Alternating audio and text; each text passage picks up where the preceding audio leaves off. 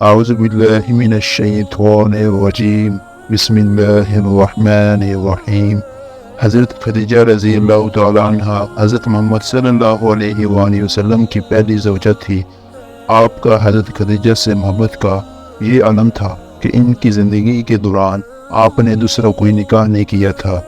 آپ حضرت خدیجہ کے بارے میں فرماتے ہیں کہ ان سے بہتر مجھے کوئی بیوی نہیں ملی کہ انہوں نے ایمان لا کر اس وقت میرا ساتھ دیا جب کفار نے مجھ پر ظلم و ستم کی حد کر دی تھی۔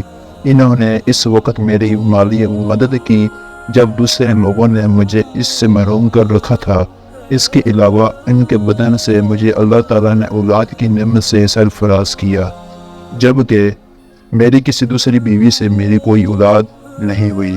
بعد میں مدنی حیات مبارکہ میں ایک اور صاحبزادے سیدنا ابراہیم پیدا ہوئے تھے جو کہ مریم رضی اللہ تعالیٰ عنہ سے تھے۔ حضرت خدیجہ رضی اللہ تعالیٰ عنہ سے حضرت محمد صلی اللہ علیہ وآلہ وسلم کو بے پناہ محبت تھی۔ 10 رمضان المبارک امر المومنین حضرت خدیجہ رضی اللہ تعالیٰ عنہ کا یوم وفات ہے۔ حضرت خدیجہ رضی اللہ تعالیٰ عنہ کی نماز جنازہ نہیں پڑھائی گئی تھی کیونکہ اس وقت نماز جنازہ سمیت 5 وقت کی نماز بھی فرض نہیں ہوئی تھی۔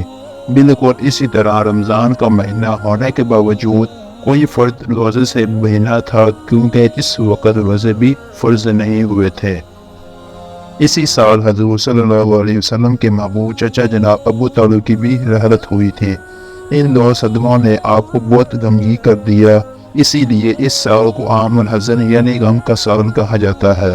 حضرت خدیجہ کی وفات مدینہ کی ہجرت اور نماز فرض ہونے سے پہلے اسی سال ہوئی تھی جب حضرت ابو طالب کی وفات ہوئی۔ جزاک اللہ۔